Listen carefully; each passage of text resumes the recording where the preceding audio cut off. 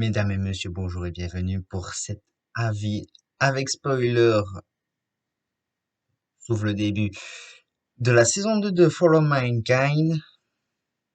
Donc, bon, je- j'ai j'ai- j'ai trouvé ce début de saison très... J'ai trouvé cette saison un peu en dessous de la première, niveau qualité, je trouve. Elle était beaucoup plus lourde scénaristiquement, tu sentais que c'était beaucoup plus du développement de personnages que la première. La première, ça se passait sur plusieurs années que la deuxième était beaucoup plus lourde. Ça se passait qu'en 83 et ça a été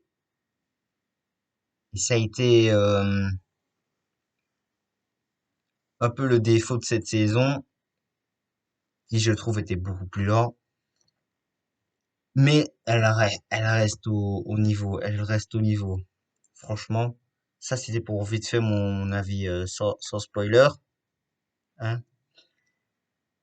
Mais donc franchement, si vous n'avez pas encore vu le final de la saison 2, revenez plus tard. Donc maintenant on va spoil. Cette saison, oui, elle était très lente. Je,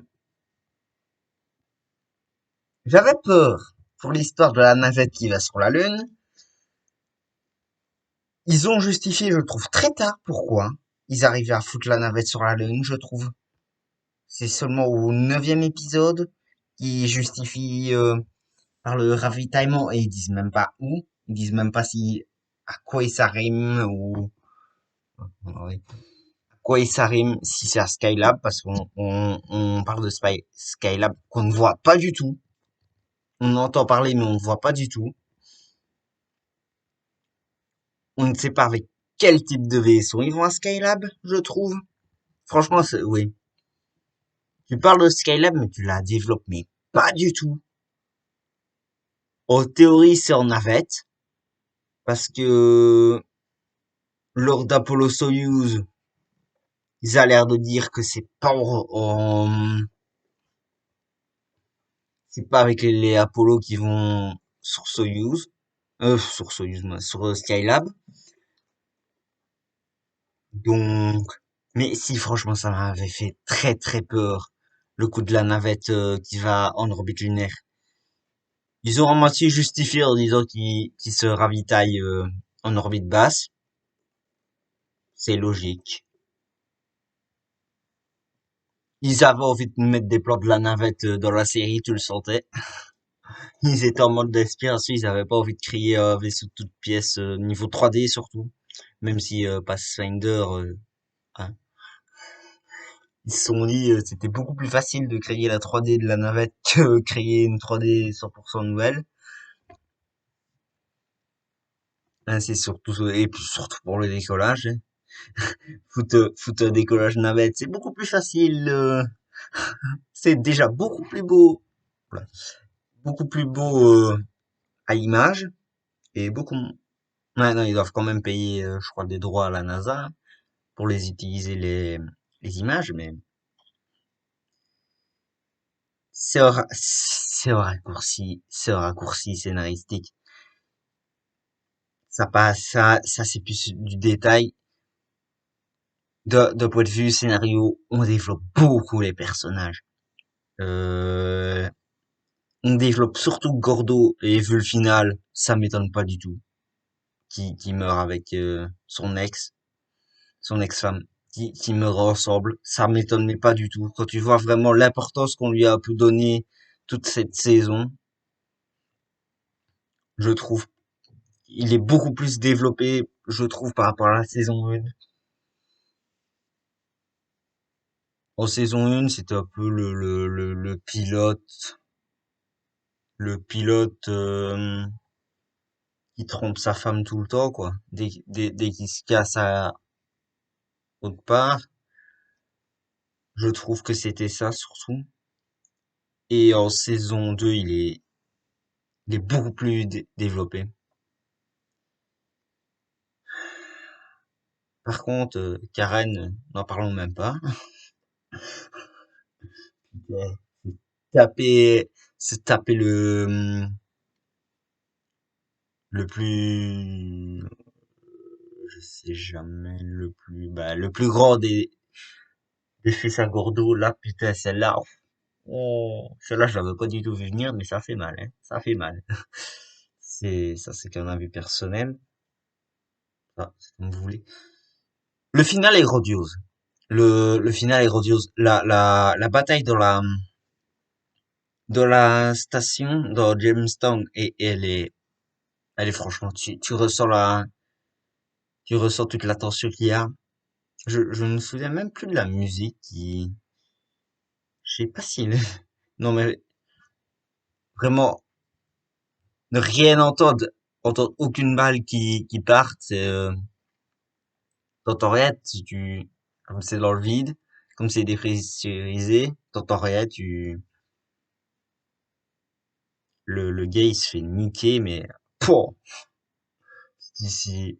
Alors aussi, ce qui est bizarre, c'est que dans Jamestown, ils ont la gravité terrienne, mais en dehors de la Lune, ils ont la gravité normale. Merci le studio, hein. Franchement, hein, tu le sens, hein, ça. Dans la base, ouais, gravité G, mais on sautille sur la Lune, hein. Tu le sens que, hein, là, c'est même pas facilité, mais il y a certains films qui essayent de justifier ça, un peu, ils essayent de justifier là, on fait semblant de rien, hein. Gravité G dans une masse qui doit être en un sixième de la gravité. Et franchement, les, je- franchement, les trois derniers sont vraiment la saison 2 parce que le premier épisode, je trouve, est bien. Tu te dis, ce premier épisode, on te met en route. On te met en route, on développe, on dit ce qui s'est passé, on est en 83. On te met tes personnages en 83. C'est normal. C'est au début de saison là. C'est normal. Avec un fait, la fin du premier épisode est chouette. T'as un peu de suspense avec, la vague de vent solaire. La grosse réaction de n'importe Nawak, là, quoi. Oh putain, vague de vent solaire. Allez, on doit faire décoller le président parce que peut-être, comme tout est hors service, peut-être que les Russes vont en profiter pour lancer des têtes nucléaires sur les États-Unis. Ça, c'était excellent. Mais c'est une réaction totalement, si elle avait eu en réalité, ça aurait exactement passé comme ça. Si la guerre froide aurait continué, ça saurait passer comme ça. Hein, ils ont justifié ça, qu'ils avaient un bunker souterrain pour les radiations. C'est vrai. Si c'était la réalité, oui. En réalité, mais sauf qu'ici, là, le problème, c'est que on dit que tous les satellites sont hors service. Euh, En réalité, si les satellites sont hors service à chaque vague de vent solaire, je crois que l'humanité ne serait pas où on en est aujourd'hui. Donc, ils ont un peu exagéré leur truc, hein. Dire tous ces Skylab, tous ceux en orbite basse, techniquement, voire même en géostationnaire, ils ont encore le champ magnétique, hein. Donc, enfin, peut-être pas trop, mais oui, ça interfère un peu, mais pas non plus. Là, ils l'ont. Je veux bien que peut-être faire des communications sur la Lune, mais pas autour sur Terre. Je veux dire, pas non plus. C'était un peu exagéré, mais ça aurait été possible, hein, aux guerres froides. En vrai, aux guerres froides, ça aurait été possible, hein. Euh, Après, voilà. T'avais cet événement-là qui place quand même la barre. Tu te fais que voilà. Et puis c'est lent. Et puis justement, t'as trois épisodes, trois épisodes où c'est vraiment très lent, où c'est tranquille, où il se passe rien. Mais, je veux dire, waouh, les Russes vont prendre un gisement de lithium, euh, sans vraiment, voilà, les Américains, alors oui, là, les Américains le découvrent, les Russes avaient caché, Alors, à l'époque de la saison 1, un micro qui était fort étonnant. Ils auraient, que c'est techniquement la salle à manger. Je sais pas, techniquement, ouais. Mais je crois qu'ils y avaient accès au com. Donc, comme secrète. Donc, ouais. Le coup du gisement de lithium, bah, ils se sont bien fait enculer. Ça fait des tensions. Les mêmes choses. Voilà, ça a développé. T'as eu Pathfinder qui était la navette nucléaire, LC Dragon, qui est la fusée géante. Ouais, Pathfinder, ouais. La navette armée, vous savez, Buran, en réalité, ça a été une navette militaire de A à Z, hein. Même si elle a volé qu'une fois, les Russes, quand ils ont vu quand la NASA a dévoilé la navette au grand public, ça a été, oh putain, ils vont nous balancer des têtes nucléaires sur notre gueule, hein. C'était ça, la navette. En réalité, ça a servi à construire l'ISS. Ça. Donc, oui, même chose. Pathfinder, navette militaire, ouais. Il se nucléaire, allez, trois équipages. Ouais, allez, admettons, quoi. Donc, non, franchement, elle a été très lourde. Et puis, voilà. Et puis, le final, ça a vraiment monté. Et là, tu sens quand même la série. T'as, t'avais aussi l'épisode avec l'ex-femme de Gordo, je retrouve pas son nom. Aussi là, qui était aussi très psychologique. Franchement, là, tu le ressens, la solitude d'être sur la Lune. Franchement, cet épisode-là aussi, il était chouette. Scénaristiquement, il apporte rien. Ça n'apporte rien à l'histoire. C'est juste un humain. Voilà. C'est juste du développement de personnage juste pour dire. Est-ce que c'est un épisode de remplissage? Oui, mais c'est chaud. C'est chouette à voir. Juste pour ceux qui sont un peu fans. Et tu vois la psychologie, quoi. D'être seul dans une boîte de conserve avec du bruit, mais exagéré. Alors, bah, et franchement, les trois épisodes, je trouve, sont vraiment la saison. Le premier épisode est très bien, est un très bon épisode pour un épisode d'ouverture de saison. Puis t'as vraiment un trou là du deuxième presque au septième jusqu'à jusqu'au cinquième là. Putain.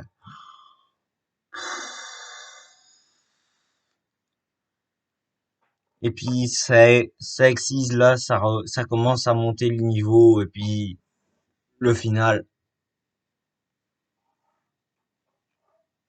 est vraiment.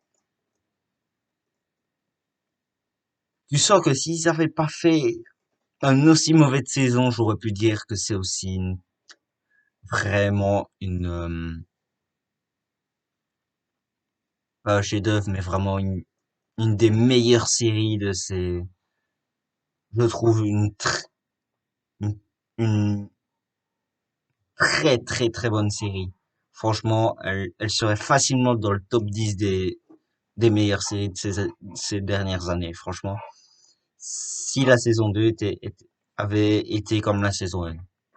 Et je trouve que la saison 2 est un peu est ratée.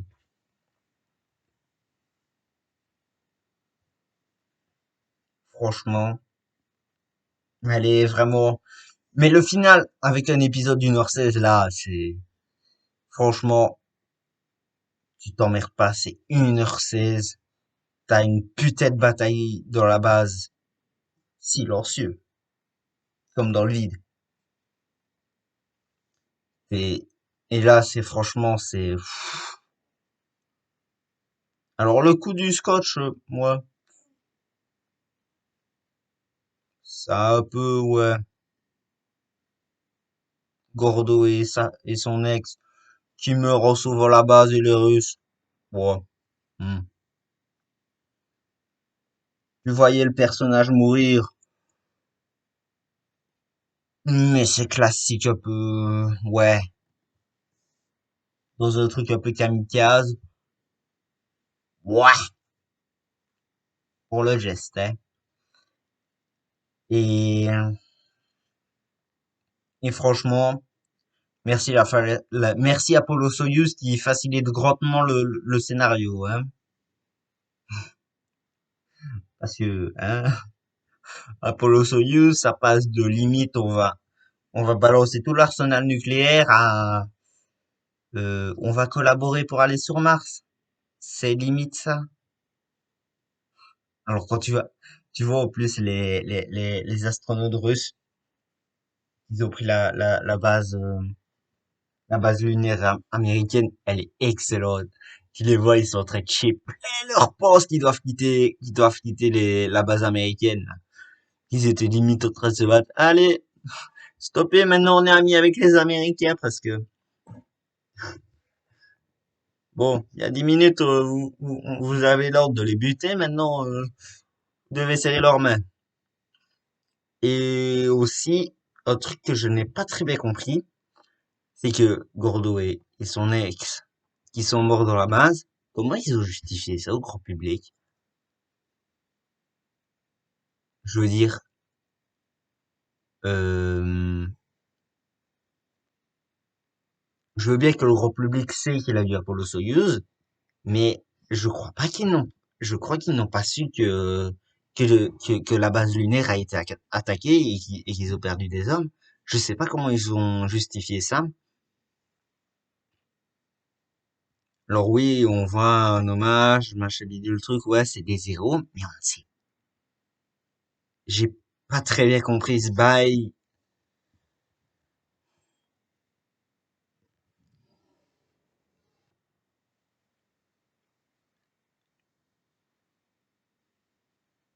C'est, ouais, franchement, une saison moyenne. Mais franchement, elle reste quand même bien meilleure que, que la moyenne, hein. Ça reste, c'est plus rester au top, être vraiment un chef-d'œuvre et être une bonne série. Ben là, la saison 1, c'était presque un chef-d'œuvre. Et là, on est redescendu d'un cran et ça se ressent. C'est un choix scénaristique. Après, maintenant, on va voir sur Mars. Quand tu vois la scène de fait avec le mec en image de synthèse qui lui pose le pied sur Mars, parce qu'on voit très bien que c'est de l'image de synthèse, hein. Ça se voit très bien que c'était pas tourné en studio, hein. Tout était image de synthèse, le final. Dire on voit la Terre, puis la Lune avec la base qui est éclairée, et puis on va vers Mars. Sous la musique de Nirvana, ça aide un petit peu quand même pour la grandiose, hein, le final. Et aussi, j'ai pas très bien compris le bail des Russes sur le final, c'est la ministre, euh, que la boss du Johnson travaille pour les Russes.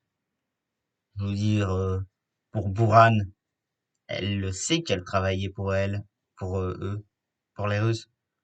Je veux dire, elle l'a fait exprès de dire qu'il avait un possible problème dans les boosters avec les jouets. J'ai pas très bien compris le bail en mode elle travaille pour nous et le jour où elle va s'en rendre compte, oh merde, ce sera trop tard. Ben, on sait très bien qu'elle travaille pour vous, vu qu'elle vous a aidé.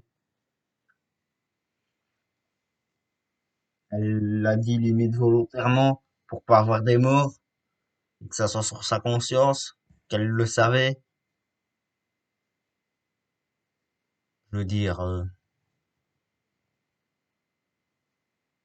ok. Mais donc, en conclusion, je dirais que c'est une très, ça reste très bon. Et franchement, le deux derniers épisodes sont, c'est limite c'est parmi les meilleurs c'est le meilleur de la série et tu le lances. Et c'est, ça met un très bon niveau et franchement, je trouve que cette série passe, passe inaperçue, je trouve. Et franchement, c'est vraiment dommage. C'est pour ça que je fais cette vidéo. C'est vraiment dommage qu'elle passe inaperçue parce que c'est une très bonne série de très bonne qualité. Franchement, c'est bien meilleur que beaucoup d'autres séries. On en parle très peu, mais j'ai été déçu un peu de la deuxième. C'était ma crainte de rester en 83, que ça manque un peu de rythme. C'est exactement ce qui s'est passé. Mais ça reste meilleur et je trouve que, franchement, je trouve que c'est une des meilleures séries de ces dernières années. Franchement, elle a ses niveaux comme l'autre série de chez Apple, Dickinson. Ces deux séries vraiment exceptionnelles qui, et je trouve qu'ils sont toutes les deux qui passent inaperçues. Et, et franchement, regardez ces deux séries Dickinson.